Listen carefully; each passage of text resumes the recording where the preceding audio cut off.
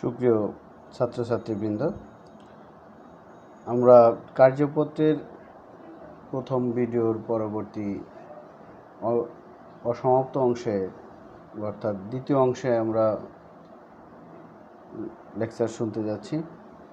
এই অংশে আমি পুনরায় সেই কার্যপত্রের আয় ব্যয় চিহ্নিতকরণ নীতি এবং মিলকরণ নীতির প্রয়োগ এখান থেকে শুরু করছি। প্রিয় শিক্ষার্থীবৃন্দ, রেয়া মিল একই সাথে একটি হিসাবকালের প্রকৃত তথ্য সম্পূর্ণ বা সঠিকভাবে দিতে পারে না। এই কথার মানে হচ্ছে যে আমরা যখন রেয়া মিল প্রস্তুত করি তার পূর্বে আমরা খতিয়ান উদ্বৃত্তগুলো নিয়ে রেয়া মিল প্রস্তুত করি, অর্থাৎ খতিয়ানের ডেবিট যেগুলো রেয়া মিলের ডেবিট পাশে এবং ক্রেডিট যেগুলো রেয়া মিলের ক্রেডিট পাশে নেই।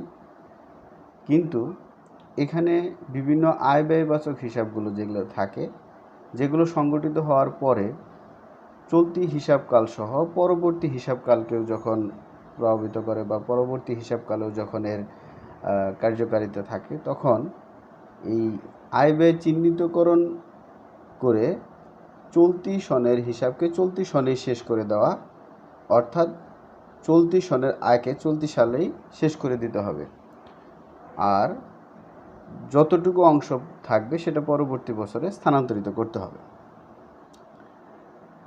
এরকম আয় ব্যয় অর্থাৎ মুনাফা জাতীয় হিসাবের ক্ষেত্রে নীতিটি প্রযোজ্য।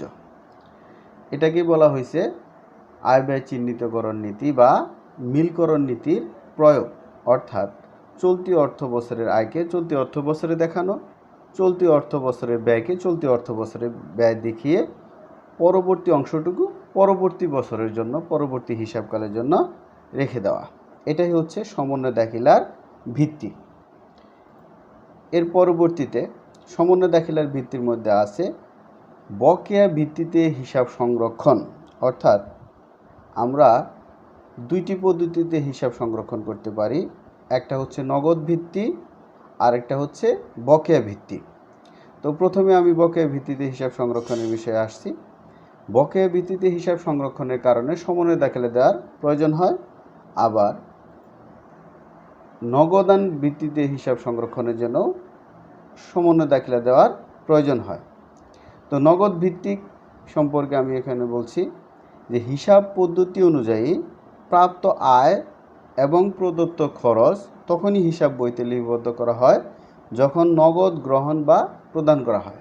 অর্থাৎ নগদ ভিত্তি হচ্ছে একটি ব্যয় সংগঠিত হচ্ছে, সঙ্গে সঙ্গে নগদ টাকা প্রদান করা হলো, আমরা প্রাথমিক বইতে সেটা লিপিবদ্ধ করলাম জাবেদ আকারে এবং নগদান বইতেও সেটা লিপিবদ্ধ করে ফেললাম। এটা হচ্ছে নগদান ভিত্তিক।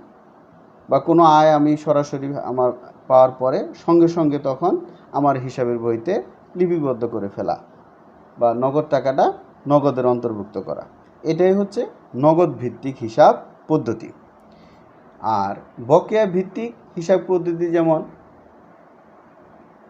এখানে যে বিষয়টা বকেয়া ভিত্তিতে আমি লিপিবদ্ধ করছি যে হিসাব পদ্ধতি অনুযায়ী প্রাপ্ত আয় এবং প্রদত্ত খরচ যখন সংগঠিত হয় তখনই হিসাব বইতে লিপিবদ্ধ করা হয়। এক্ষেত্রে সকল নগদ ও অনগদ লেনদেন লিপিবদ্ধ করা হয়। অর্থাৎ বকেয়া ভিত্তিতে যখন লেনদেনটি সম্পন্ন হয় তখন লেনদেনটি সঙ্গে সঙ্গে লিপিবদ্ধ করা হয়, কিন্তু সেটা নগদানে লিপিবদ্ধ করা হয় না। আচ্ছা, এরপরে আসো সমন্বয় প্রক্রিয়া।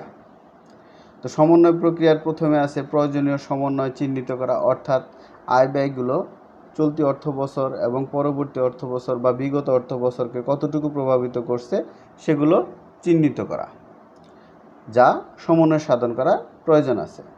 এরপরে অসমন্বিত হিসাবের ব্যালেন্স কত তা দেখা, অর্থাৎ যে পরিমাণ ব্যয় চলতি অর্থ বছরের সেটুকু রেখে অবশিষ্টটুকুকে অসমন্বিত হিসাব বলা হয়েছে। অবশিষ্টটুকু কত টাকা হবে সেটা নির্ধারণ করা। প্রত্যেকটা হিসাবের প্রকৃত ব্যালেন্স কত হবে তা নির্ণয় করা, অর্থাৎ চলতি অর্থ বছরে সাপোজ আমি একটা ব্যয়ের কথা বলি, যেমন বেতন, প্রত্যেক মাসে বেতন দেওয়া হয়।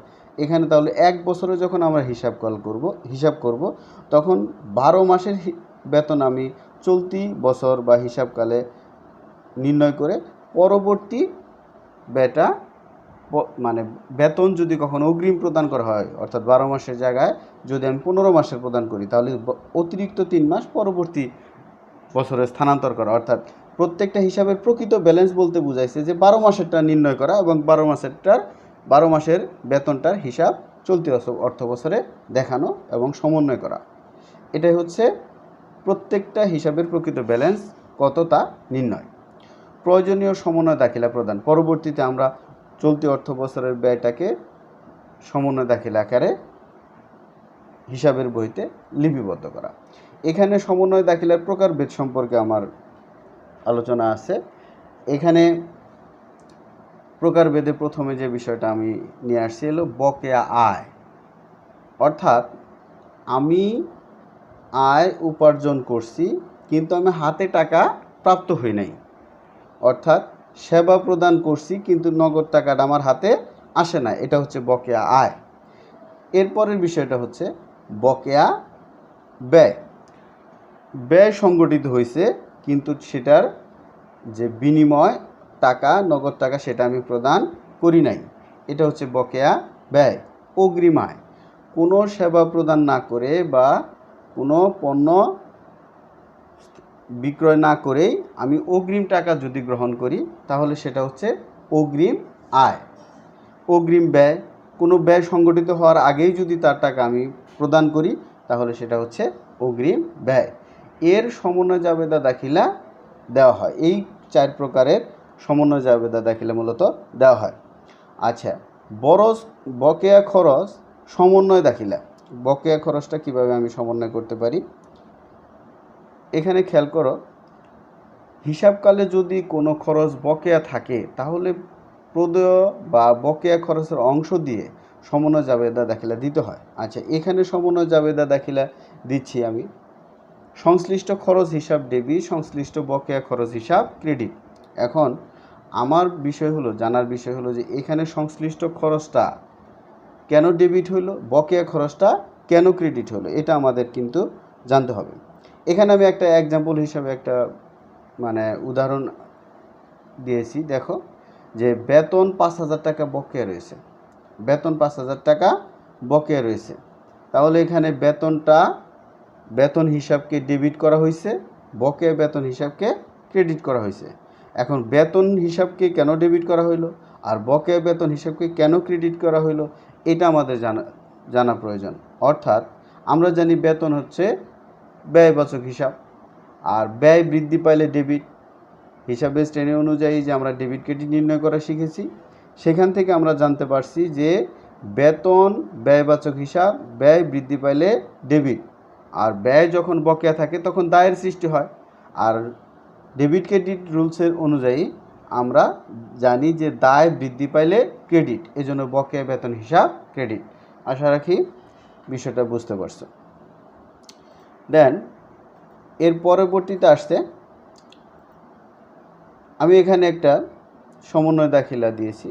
দেখো, কয়েকটা ডাক উপস্থাপন করছি তোমাদের জন্য, তোমরা এটা বাসায় প্র্যাকটিস করবা। 1 নম্বর বকেয়া মজুরি 5,000 টাকা। 2 নম্বর চলতি বছরের প্রদেয় বিলের উপর 1200 টাকা সুদ বকেয়া রয়েছে। বিজ্ঞাপন খরচ 3,000 টাকা বকেয়া রয়েছে। এরপরে আসো, এখানে বকেয়া আয় এর সমন্বয় দাখিলা কিভাবে দিব সে বিষয়ে আমরা আলোচনা করব। হিসাবকালে যদি কোনো আয় বকেয়া থাকে তাহলে বকেয়া আয়ের অংশ দিয়ে সমন্বয় জাবেদা দাখিলা দিতে হবে। এর জাবেদা দাখিলা দেখো, এখানে আমি একটা এক্সাম্পল দিয়েছি যে জাবেদা দাখিলার উদাহরণ হিসাবে আমি দিয়েছি যে বকেয়া আয় হিসাব ডেবিট, সংশ্লিষ্ট আয় হিসাব ক্রেডিট। এখন আমার জানা দরকার যে বকেয়া আয়টা কেন ডেবিট হইলো, বকেয়া আয়টা কেন ক্রেডিট, বকেয়া আয়টা কেন ডেবিট হইলো আর আয়টা কেন ক্রেডিট হইলো, এটা আমার জানা দরকার। তো এখানে আমরা একটা এক্সাম্পল হিসাবে একটা ডাক উপস্থাপন করছি যে হিসাবকালে 5,000 টাকা কমিশন অর্জিত হয়েছে কিন্তু এখনও পাওয়া যায়নি, অর্থাৎ 5,000 টাকা কমিশন বকেয়া আছে। এই যে অর্জিত কমিশন, এটা আমার আয়টা যদি বকেয়া থাকে, ওই ব্যক্তির কাছে আমি টাকা পাই, যে ব্যক্তির কাছে আমি কমিশনটা পাবো সেই ব্যক্তি আমার কাছে ঋণে আছে, আমি তার কাছে টাকা পাবো, ওই টাকাটা আমার জন্য আয়। আমরা জানি আয় যদি বকেয়া থাকে সেটা সম্পদ, তাহলে সম্পদ বৃদ্ধি পেলে ডেবিট, এই জন্য বকেয়া আয় হিসাব ডেবিট, আর অর্থাৎ এখানে আয় হচ্ছে বৃদ্ধি পাইলে ক্রেডিট, এই জন্য আমরা বকেয়া কমিশন হিসাব ডেবিট আর কমিশন হিসাবকে ক্রেডিট করেছি। ধন্যবাদ প্রিয় শিক্ষার্থীবৃন্দ, পরবর্তীতে বাকি আলোচনা করব। Thank you.